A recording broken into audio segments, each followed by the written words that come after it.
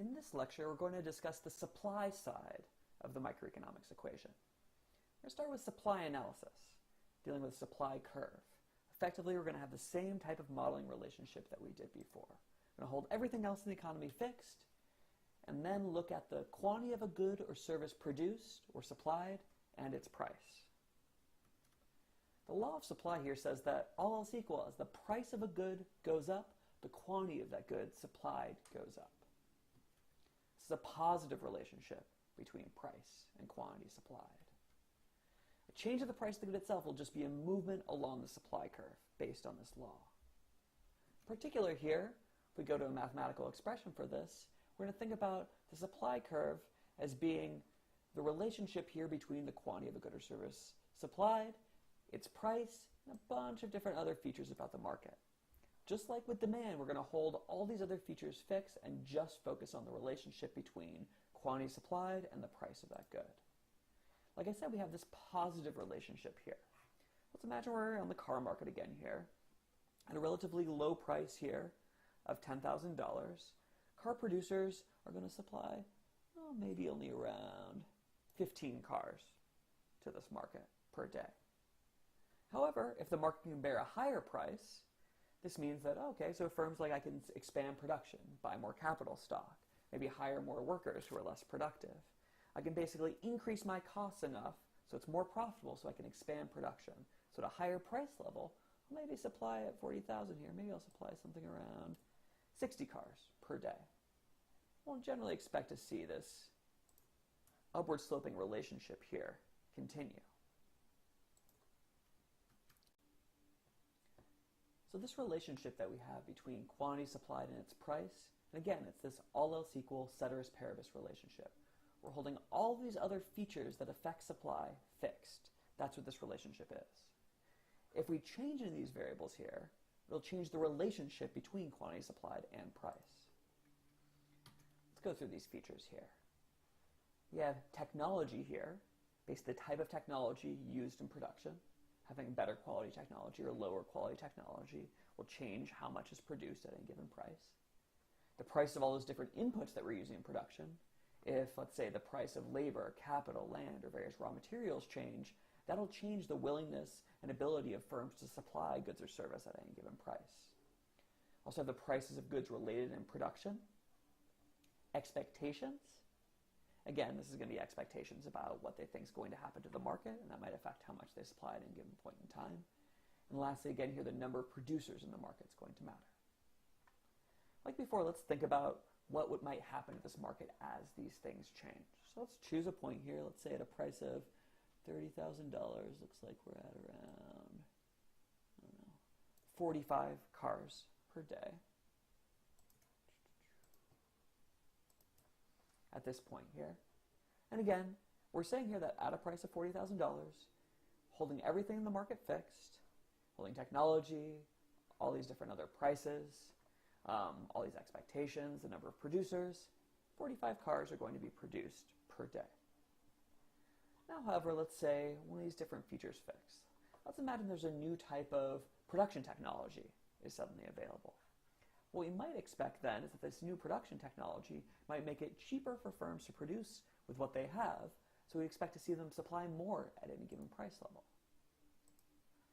So we can imagine ourselves right here at this price of $30,000. Suddenly it's cheaper for firms to produce, so at this price of $30,000, they might actually produce more. Maybe we'll see that this price of $30,000, they increase their production by, the market increases production by about 15 cars per day.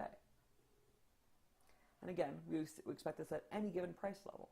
Even at lower price levels, when they were going to produce 15 cars per day at 10,000, if suddenly it's much cheaper for them to produce, they might expand their production here to about 30 cars per day.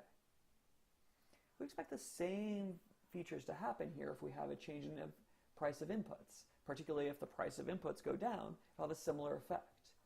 If labor is suddenly much cheaper, if capital is cheaper, if the land that they're on is suddenly cheaper, their rent goes down, the raw materials they're buying are cheaper, we're going to expect this expansion here of the supply curve.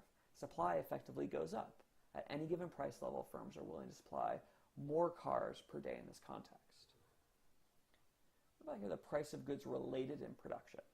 This is similar to our concept of demand, but slightly different here. We have goods, again, that are complements and substitute.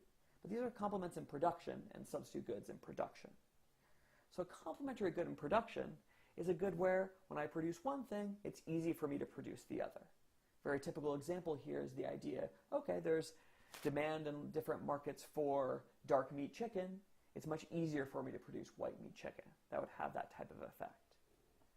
For example, here in the car industry, an example that might fit here is that apparently GM sells about $1 billion in waste products, recyclable materials, things like that, from the production of cars each year. So what we might imagine here is, let's imagine that demand for those recyclable materials goes up.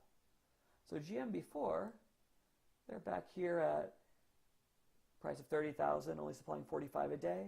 Suddenly they're able to sell their raw materials for maybe $100 more, and suddenly they realize their costs are effectively lower, so we expect them to expand production like this.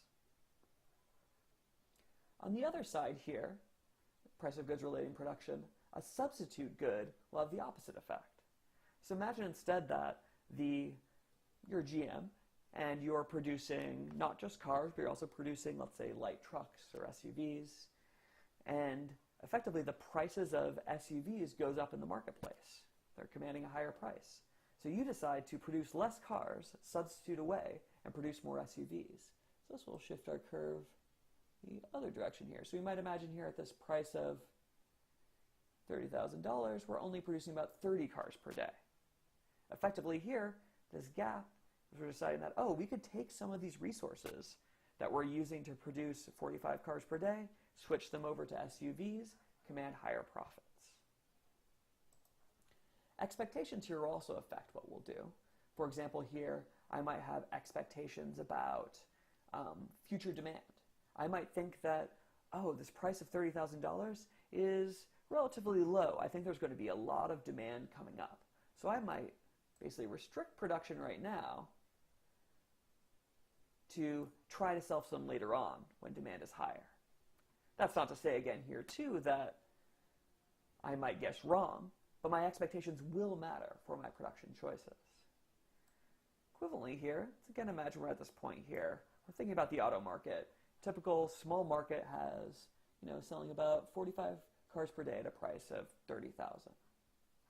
The number of producers is going to affect this. This supply curve here is not just GM, it's basically all of the producers in a given car market or a given market that we're analyzing.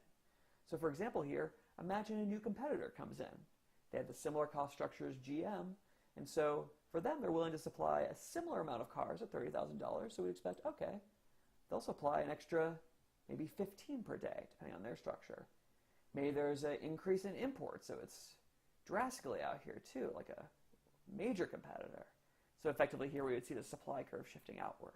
So at any given price level, we would expect the market to produce more cars per day. Even at a price of $10,000, some new competitors enter, depending on their cost structure. You might imagine, okay, before your market was only producing 15 cars per day, competitor comes in, looks like we're producing around 45 at that different price level.